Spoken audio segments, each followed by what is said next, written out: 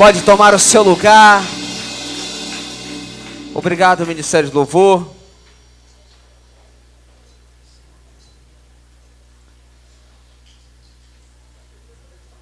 O Ministério de Louvor, ele está vivendo a palavra, né? Se pedir para andar 1 milha, anda 2. Você que está com o seu menor aí, com sua criancinha. Até que ano, Dani? Até 3 anos de idade.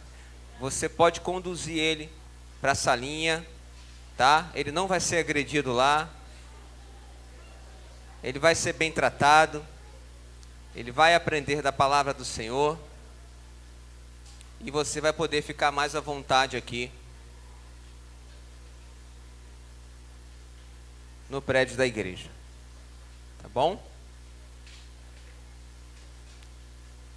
Se ele não se adaptar, às vezes é a primeira vez que você está visitando aqui, que ele está aqui na igreja, uma irmã vai vir aqui te comunicar, vai trazer ele até você, seu filho, sua filha. Tá bom? Então não se preocupe. Ele está em um bom lugar. Amém? Então vamos lá. São 7h27 da noite. Eu tenho até 11h45 para poder ministrar uma palavra. E nós vamos bater um papo aí. Eu queria já que você gravasse no seu coração o tema da mensagem. Bem? Repita comigo assim, ó. Pachute. Simples assim. O tema da mensagem é pachute. Simples assim. Repita comigo, diga. Pachute. Simples assim. Por que esse negócio, oh, meu? É algo especial? É um rema que Deus te deu? Não, é simplesmente para que fique martelando na tua cabeça. Pachutes é simples. Significa simples em hebraico. Então, o tema da mensagem de hoje é pachute. Simples assim. Amém? Abra sua Bíblia no livro, na segunda carta de Paulo a Timóteo, no verso 4, no capítulo 4. Nós vamos do verso 1 ao verso 5. Bom?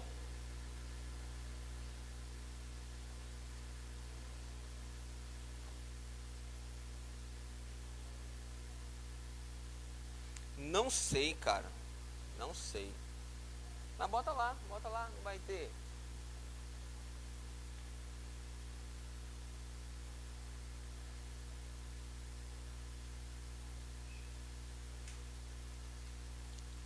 Se não me engano, é Corrigida Fiel.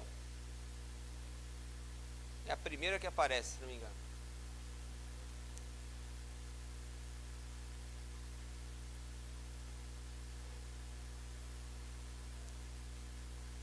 Segunda Timóteo 4, 1.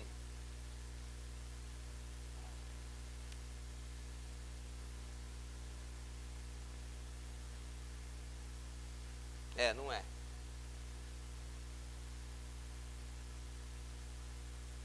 Não é porque justamente eu escolhi uma versão para tirar o conjunto, para ficar mais acessível para a nossa mente trabalhar. Na minha versão está na presença de Deus e de Cristo. Aí eu não lembro. Isso, tá bom essa daí. Aleluia. Amém? Você que está com a sua Bíblia, abriu? Diga eu achei. Se quiser acompanhar aqui, se tiver alguma discrepância, não vai ser de entendimento, de sentido, não. Tá bom? Vai manter o mesmo sentido. Diz assim o verso 1.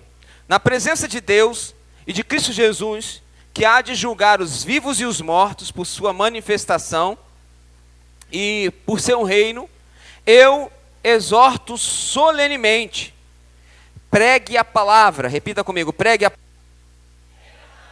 Esteja preparado a tempo e fora de tempo, e repreenda, corrige, exorte com toda a paciência e doutrina. Diga, paciência e doutrina. Pois virá o tempo em que não suportarão a sã doutrina. Pelo contrário, sentindo coceira nos ouvidos, segundo os seus próprios desejos, juntarão mestres para si mesmos, eles se recusarão a dar ouvidos à verdade, voltando-se para as fábulas. Você, porém, diga, sóbrio. Em tudo suporte os sofrimentos, faça a obra de um evangelista e cumpra plenamente o seu ministério. O principal fundamento que quero deixar e passar para vocês aqui essa noite é que não podemos fugir da simplicidade do Evangelho de Cristo Jesus.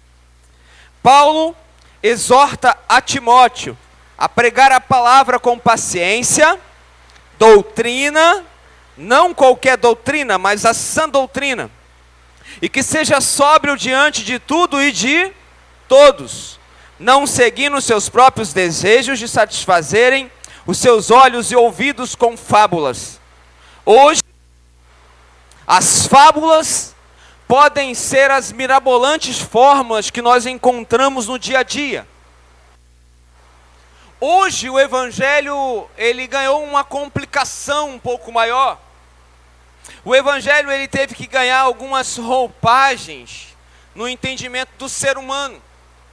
A simplicidade do Evangelho, ela não atrai tanto assim. A simplicidade do Evangelho acaba não atraindo, não agregando pessoas, não agregando um amontoado de gente. Então nós acabamos nos embreando por um caminho em que nós vamos alegoriar o Evangelho. Nós precisamos fazer algo a mais, é como se fosse assim. Nós vamos fazer de uma maneira mais bonita, mais apresentável, mais maquiada, né? Nós vamos filmar com um iPhone 30, porque ele foi inventado com uma parceria com a Cicatricure. Ele diminui marca de expressão em qualquer foto que você tira. Então o Evangelho precisa receber uma roupagem mais mirabolante. E as pessoas buscam isso, não é verdade? Eu vou tentar ser um pouco mais claro com alguns exemplos para vocês. O evangelho que atrai mais as pessoas é aquele evangelho que as coisas acontecem no nível do sobrenatural. São milhares e milhares de pessoas que são atraídas por alguém que está fazendo algo que está além do natural. Eu ouvi dizer que em algum lugar um indivíduo sopra e todos caem. Eu ouvi dizer em algum lugar, alguém tira o paletó e roda e aquela montoeira de gente desaba. Eu ouvi dizer em algum lugar que tem uma irmãzinha que você bate na porta dela, ela diz o número do teu CPF. Então a busca por essa coisa extraterrena, extranatural, é algo que atrai o ser humano e tem confundido a simplicidade do evangelho.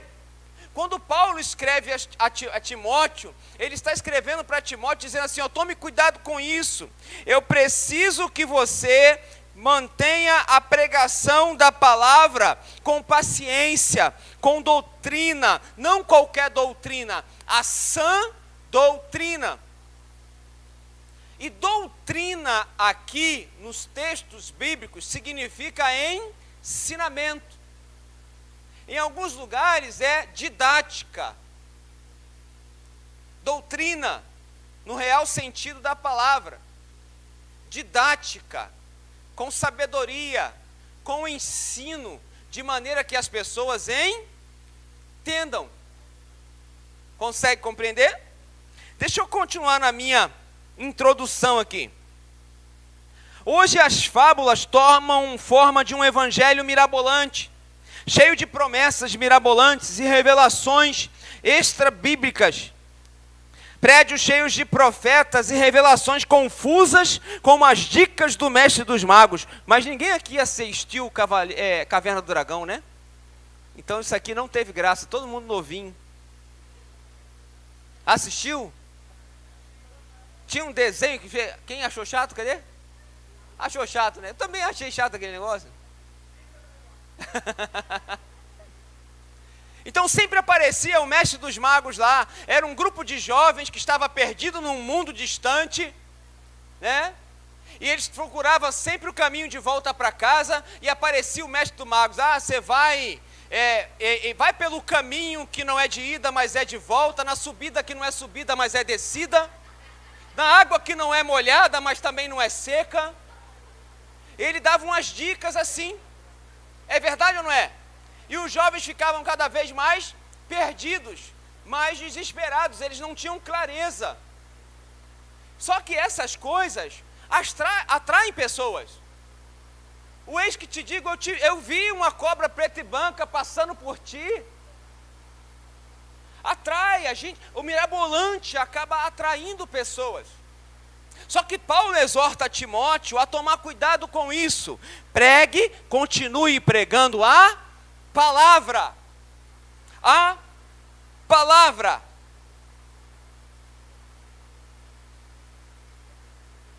Passam uma visão de que a coisa mais difícil do mundo é seguir o Evangelho de Jesus. Essa visão afasta muito dos reinos de Deus. Aprenda algo hoje. Seguir a Jesus é pachute. Obedecer a palavra é, diga, pachute. Cumprir o chamado também é simples assim. Obedecer a Jesus é simples assim. Cumprir a palavra, obedecer a palavra é simples assim. E cumprir o chamado é simples assim. Olhe para a pessoa que está do seu lado e diga para ela assim: eu vejo em você aquele que foi chamado por Deus. Diga, então preste atenção. Diga assim, não é difícil como parece. Diga, o chamado que Deus tem para você é simples, ao ponto de você conseguir suportar. Diga para ela, é pachute. Não é para chutar não, tá, gente? É pá, chute. Cumprir o chamado. E aí eu queria só conversar com você. Esse é o primeiro ponto. Cumprir o chamado é simples assim. Há um tempo atrás, um jovem amigo meu foi chamado para liderar uma igreja, para ser pastor. O líder dele falou assim, você vai a partir de hoje preparar um lugar, porque nós vamos abrir uma congregação e você vai pastorear aquele lugar.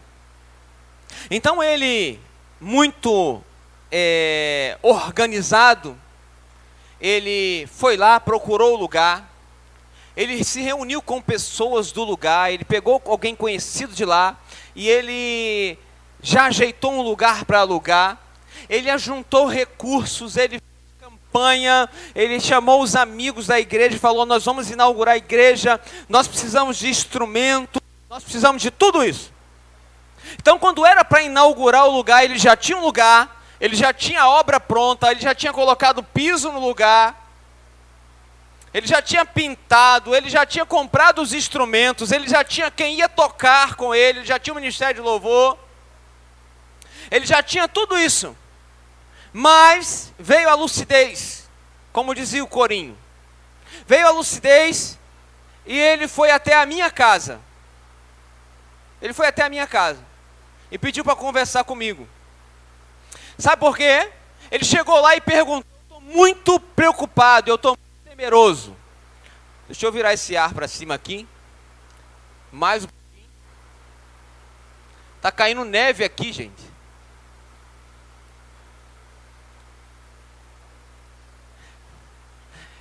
Ele foi até a minha casa e falou comigo, sentou na mesa lá na cozinha junto comigo e falou assim, eu estou muito preocupado porque a gente vai começar a igreja, já está tudo preparado e eu queria saber como eu faço para conseguir poder. Porque eu sinto que eu não tenho poder. para ser pastor de uma igreja. E aí ele usou exemplo do fulano de tal, exemplo do ciclano. E eu não tenho poder para pastorear uma igreja. Sabe por que ele fez essa pergunta? Porque as referências que ele tinha eram justamente aquele tipo de pessoa que passava a imagem de um super-herói. Aquele tipo de liderança que passava a imagem de alguém acima da média. De alguém que foi separado por Deus, porque era algo muito seleto. Sabe quando você vai lá na quitanda, num sacolão, e você não escolhe qualquer coisa? Você não escolhe qualquer fruta, você não vai pegando qualquer uma. E você seleciona, é como se a referência que ele tinha de liderança era uma pessoa que foi selecionada por Deus, porque era o melhor. E ele estava naquele momento ali, ele tinha feito tudo que era o mais difícil. Sabe? Ele já tinha preparado e conseguido tudo que era mais dificultoso conseguir. Ele já tinha tudo já bem definido. Já estava tudo organizado, tudo bem bonitinho. Para começar o encontro, ele já tinha pessoas, ele já tinha a membresia ali, que ia participar e inaugurar com ele. Mas sabe o que ele estava preocupado? Porque ele queria poder. E eu cheguei para ele, naquele dia, e eu falei assim, há uma confusão, quando nós ouvimos a palavra poder, porque nós somos de uma geração que assistiu Caverna do Dragão. Nós somos uma geração que a gente faltava escola para ir para o fliperama, jogar Street Fight, jogar combate mortal, Mortal Kombat. A gente faltava aula para ficar ali jogando aqueles negócios, comprava ficha ainda, né? Obrigado, filhão. Aleluia. Ah, eu pensei que a minha voz estava feia, gente. Era o microfone. Então nós somos desse tempo. Então quando nós pensamos em poder, nós associamos ao quê? Aquilo que o Sub-Zero tinha. Ele congelava um ser humano jogando um poder de suas mãos. Aquilo que o outro personagem lá tinha, jogava uma bola de fogo com suas mãos. Então nós associamos a palavra poder a algo sobrenatural. É ou não é? Fulano tem poderes. E eu cheguei para ele e falei assim, ó, poder, o poder que você precisa, ele é sinônimo de autorização. Sabe por que você pode? Porque você tem uma autorização. Sabe por que você vai poder conduzir bem essa igreja? Porque há uma autorização vinda dos céus sobre a tua vida.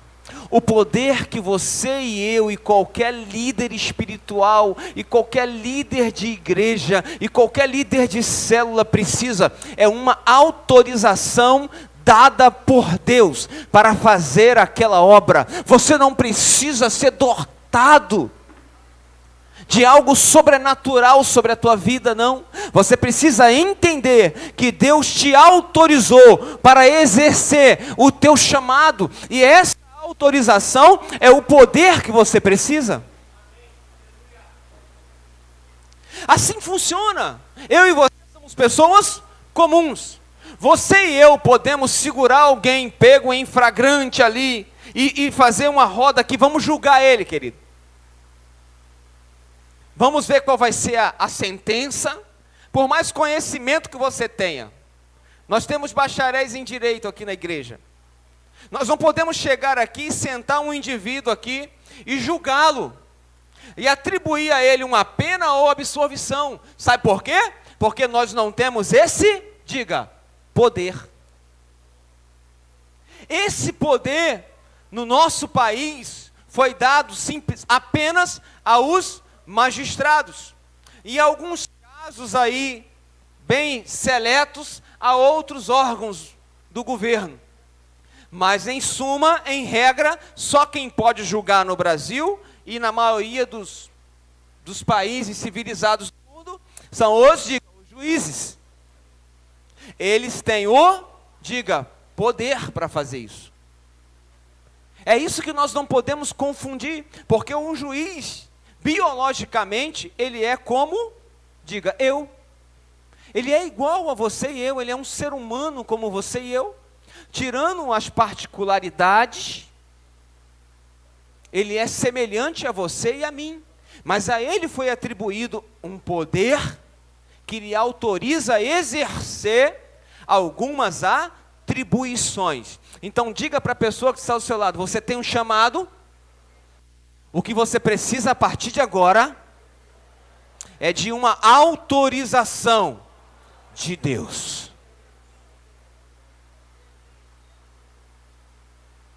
Amém? Aleluia. Esse jovem que foi à minha casa, ele disse que naquele dia saiu um peso das costas dele, absurdo. Porque ele estava extremamente preocupado, ele queria ser aquela pessoa que quando a pessoa vem pedir oração, ele já sabe. Ele queria ser aquele tipo de profeta que já revela tudo, o tamanho do pé, o grau da lente do óculos. Ele queria esse tipo de poder. Mas poder não é isso. O poder que Deus te dá é uma autorização. Se você tem um chamado de Deus, significa que a autorização ou já veio junto com o chamado, ou ela está a caminho, esperando simplesmente você dizer assim: Senhor, eu aceito o meu chamado. Amém? É simples assim. O poder de Deus. Deus te escolheu não por seus superpoderes, até porque todo poder foi dado a Ele nos céus e na terra. O seu grande poder é ser totalmente dependente dEle. Abra sua Bíblia, por favor, em João capítulo 15, verso 5.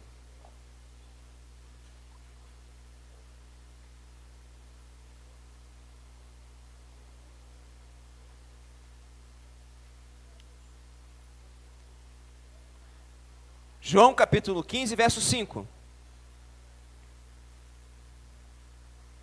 Diz assim, ó: Eu sou a videira, e vós os ramos. Quem está em mim, e eu nele, esse dá muito fruto, porque sem mim nada podeis fazer. O seu grande poder, o que deve fluir de você é compreender que você é totalmente dependente de Deus.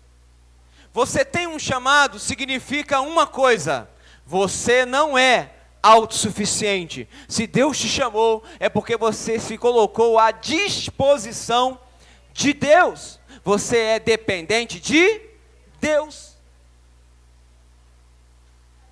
Aleluia. Vocês estão vendo as goteiras aí? Vai acabar. Vai dar tudo certo. Tá mais perto hoje do que estava ontem. Vai dar tudo certo. Mas significa que a chuva está além do comum também. Aqui a gente já fez um trabalho aqui que não tinha acontecido mais isso. Tá? A gente fez um trabalho antes de rebaixar para evitar esse tipo de coisa. Mas eu queria pedir desculpa a você que está aqui essa noite e está vendo aí esse movimento no meio da igreja. E não é o Espírito Santo rondando, é os irmãos. São os irmãos. Eu nem sabia que tinha tanta gente atrás de mim assim.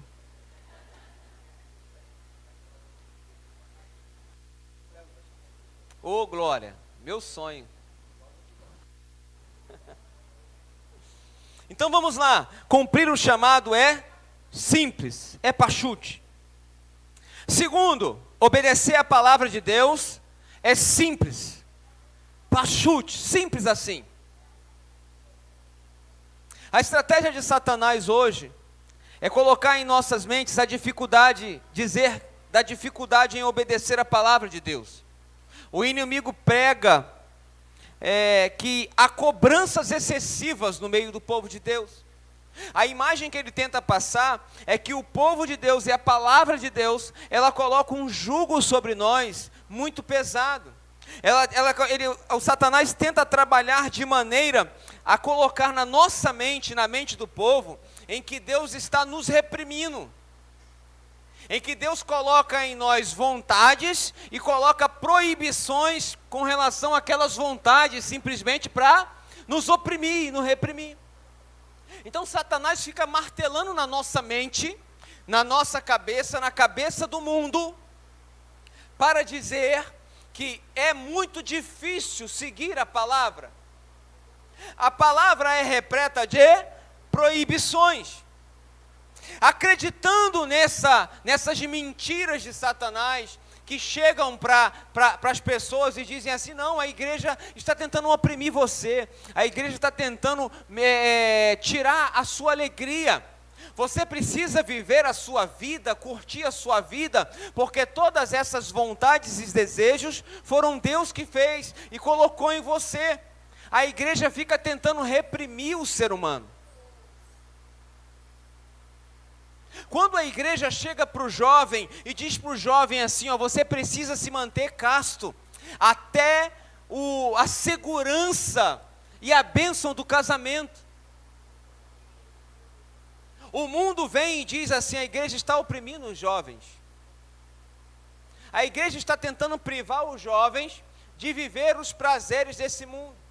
E aí muitos jovens têm entrado por esse tipo de caminho.